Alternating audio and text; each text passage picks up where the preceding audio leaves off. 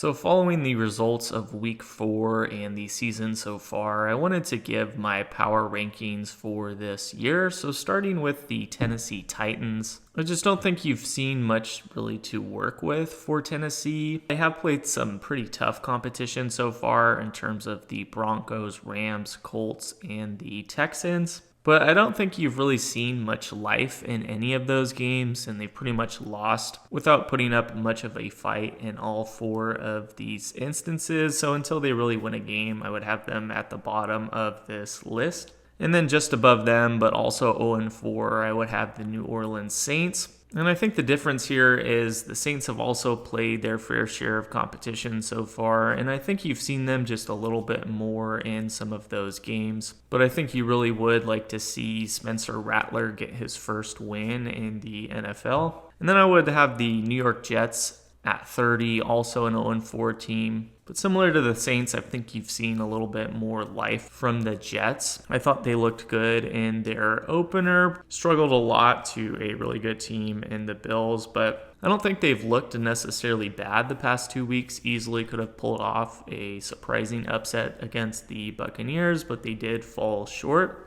And then the Panthers being the 29th team on this list at 1-3. Really for the Panthers, I think it's just a case of which version you're going to get. You have the team that went out and put a 30-0 shutout against a Falcons team that is arguably pretty competitive this year, and then really fell flat in a pretty much blowout loss against New England the week after that. And then you have 2 tough losses to start the season, the Cardinals loss being a little bit more competitive than the Jaguars. And I think all in all for the Panthers, you have a pretty young team here.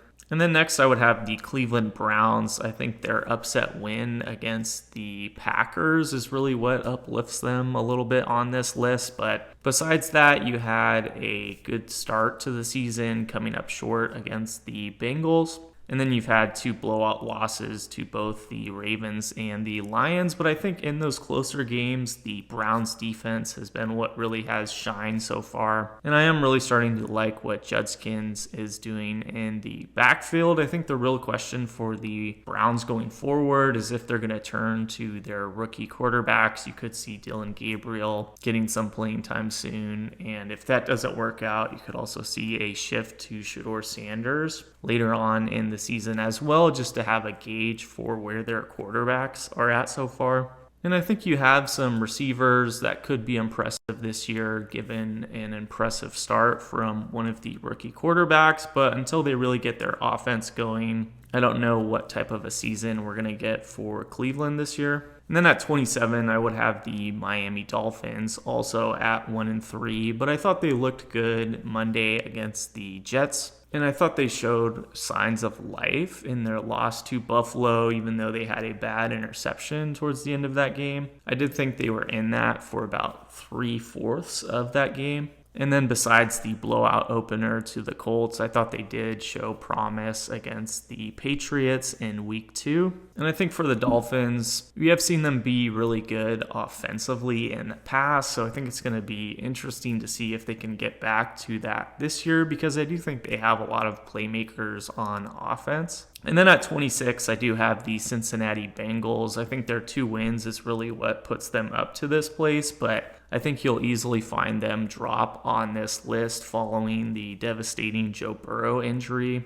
But I think it's really impressive how they were still able to hang on and win that home game against Jacksonville, given how poorly they've played the past 2 weeks. And then at 25, I would have the Las Vegas Raiders. I do think this team definitely has the potential to be better than where their record has shown them to be, but I think they've really just come up short in some close losses. You saw that especially last week with the blocked field goal attempt against the Bears. And even though the Chargers was a tough game in week 2, I would have liked to see them play a lot better against the Commanders without Jaden Daniels the week prior. I just don't think you've seen enough consistency on either side of the ball, even though there has been a lot of shakeups in terms of a lot of their offseason moves. And then at 24, I would have the Houston Texans, but I do think they have the potential to climb a lot higher on this list going forward. But I think a 1-3 start is really something that you wouldn't expect for a playoff team from last year, even though they were 10-7. But I think really for Houston, even though you've had some tough competition, I think their real struggle has been getting their offense going. I think a promising outlook for Houston is that they have given up the least points in the NFL. So I think if they can get their offense going, they will be a much better team going forward, but I just think their win against the Titans isn't really that convincing, and I would like to see them put together a lot better performance against a tougher team. But you do have some injuries in terms of Joe Mixon and others on offense, so I think if they're healthier in the future, that could really help them. But at 23, I would have the New York Giants also at 1-3, but I think the real turnaround is the pivot to Jackson Dart under center, and we saw them go from losing 3 games in a row to beating one of the better teams in the NFL this year against the Los Angeles Chargers at home. So I think that shows a lot of promise for Dart, but I think you really have to take that as a mixed bag given the bad news of Malik Neighbors being out for the rest of the season. But I think you also saw an impressive defensive performance against the Chargers. So that's definitely something they could work with going forward. And I think Dart as a dual threat quarterback really opens up their offensive opportunities. So I think the Giants will be the team to watch.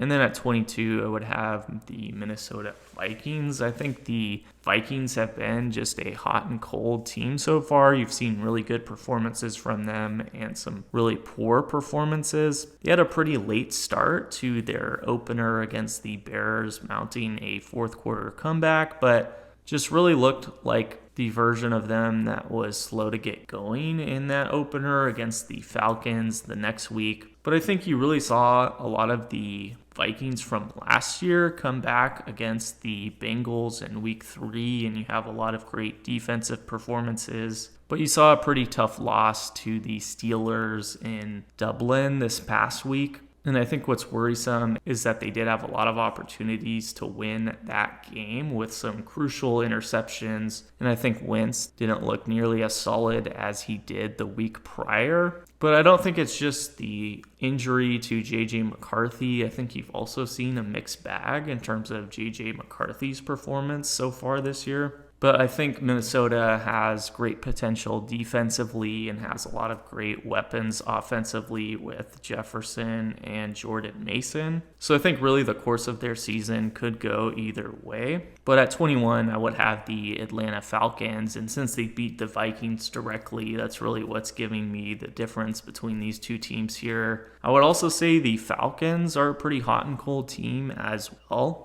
They easily could have won their opener where the Bucs came back in the fourth quarter, and then I thought they looked great against the Vikings. Really, the shutout to the Panthers, I think, is a little bit of a mystery, but you saw them really return to form last week, beating the Washington Commanders without Jaden Daniels. And I think really for the Falcons, Bijan Robinson is their bread and butter offensively. I don't think they've really shown anything too special defensively besides the Week 2 performance against Minnesota. And I think when you are having a good performance from Penix Jr. like you saw last week, that's really where Atlanta is able to thrive with all of their offensive weapons. But at 20, I would have the New England Patriots. I think the difference here is just a little bit more consistency, even in those losses for the Patriots. I think there really hasn't been a game all season where the Patriots are out of it. And I think you really saw them come together last week, putting a pretty strong performance against the Panthers, who were coming off of their 30-0 win. And I think Drake May is really coming into form, and I think you have great receiver options with Diggs and the tight end in Henry. And then at 19, I would have the Dallas Cowboys. I think after their first 4 games so far, I think it's pretty safe to say that the Cowboys offense is the real deal. That's even without CeeDee Lamb. You saw them put up 40 points against a Packers defense that's arguably supposed to be one of the better defenses in the league. And I think Dak Prescott has really looked good overall. I think the Cowboys even looked decent in their week 1 opener in Philadelphia, and I think they definitely had the potential to win that game. And then they pulled off the overtime win in a high-scoring game against the Giants. I think the real question mark is them not showing up against the Bears in week 3, so they could have a little bit of inconsistency. And I think the real question is going to be if their defense can keep up. And then at 18, I would have the Chicago Bears. I think this is really just due to the Bears' dominant win over Dallas. And I think you saw a decent but not great performance to get a close win over the Raiders. I think for the Bears, you really would have liked to hang on and get a win against a very beatable Minnesota in week 1. I think the Lions' loss was pretty inevitable here. But I do think the Bears have a lot of options to work with, especially DeAndre Swift, Odunze, and Caleb Williams is really showing promise so far. And then at 17, I would have the Arizona Cardinals, who have lost the past 2 games to their divisional opponents in the 49ers and the Seahawks, both pretty close losses. I would say for the Seahawks game, I think it is impressive that the Cardinals were able to stay in that game. But I think you have a pretty devastating blow to lose James Conner in that San Francisco game. So I just don't know if they have enough offensively to work with, even though their defense has looked excellent this season. And then at 16, I would have the Baltimore Ravens. I think they've really had a tough start against a lot of tough competition. And really the only win you can name for the Ravens right now is that Browns home victory. And I think for the Ravens, their defense is really going to be the question all year round because they can put up points, but they're dealing with a lot of defensive injuries. So I think it is going to be a gamble to outscore a lot of better opponents this year. And then at 15, I would have the Pittsburgh Steelers. I think their 3-1 start under Aaron Rodgers is a nice surprise to this season. And really, their only loss would come to Seattle, which is looking to be one of the better teams in the league. But I think they've really been able to pull together some close wins. However, I just don't think the Jets, Patriots, and the Vikings is really that impressive in terms of the wins they've racked up so far. So it could just be the case that the Steelers haven't been through the rough of their schedule yet. However, I really do like DK Metcalf, and I think their offense has a lot of potential to build behind a really strong defense, which you saw a great performance from last week. And then at 14, I would have the Denver Broncos. I think a 2-2 start is slightly underwhelming, even though you have 2 close losses to the Colts and the Chargers. I would have liked to see them win one of those, given this is a returning playoff team and that Denver is a better team on paper than they were last year. And I really think their strong performance against the Bengals has to be taken with a grain of salt, given how the Bengals have been playing recently. And then at 13, I would have the San Francisco 49ers. I think their 3-1 record is maybe a little bit better than where the team is at, and I think you saw a lot of potential problems with their loss to Jacksonville last week. And I think the biggest concern for the 49ers is their inability to stay healthy. I think with the sheer amount of injuries they've had over the past few years, and especially at the position of quarterback, I think you really have to question the management in terms of how many injuries the 49ers have had and if the 49ers are going to be able to win games against tougher competition. I think that's really going to be the question for the 49ers going forward. And I think you'll get that answer with their opponents in the next few weeks. But for the Washington Commanders at 2-2, I think their record is a little bit hindered here, especially with losing Jaden Daniels. But I think given what they did last year in the playoffs, I think the Commanders are still a team to look out for, and especially with the addition of Deebo Samuel, along with a healthy Terry McLaurin. I think the Commanders are a great team offensively, but I think they're also a little bit banged up defensively and have looked worse defensively. So I think their defense is going to be the biggest question to fill out this team. And then at 11, I would have the Green Bay Packers. I think this really just comes to their victory over the Commanders in week 2, although the Packers haven't looked nearly as sharp the past 2 weeks. You have a bad upset to the Browns in Cleveland and then the tie on Sunday night to Dallas. And I think really the biggest concern is the Packers' defensive performance against the Cowboys. So I think you've really seen a lack of consistency for where the Packers were at for their first 2 games of the season. But I think this is still a solid team. But at number 10, I would have the Kansas City Chiefs. I think they've really put themselves back in the equation with their past 2 wins. And I don't think you can really knock them for their losses to the Chargers and the Eagles, given those are 2 of the better teams this year. And I think their dominant win against the Ravens last week is what's really impressive here. However, I think there are some concerns if the Chiefs aren't really the same team they have been in the past, or if they're not going to get as many breaks as they did last year, winning a lot of close games. I think you've already seen that play out, but I think the real question is going to be if the Chiefs are able to do enough to win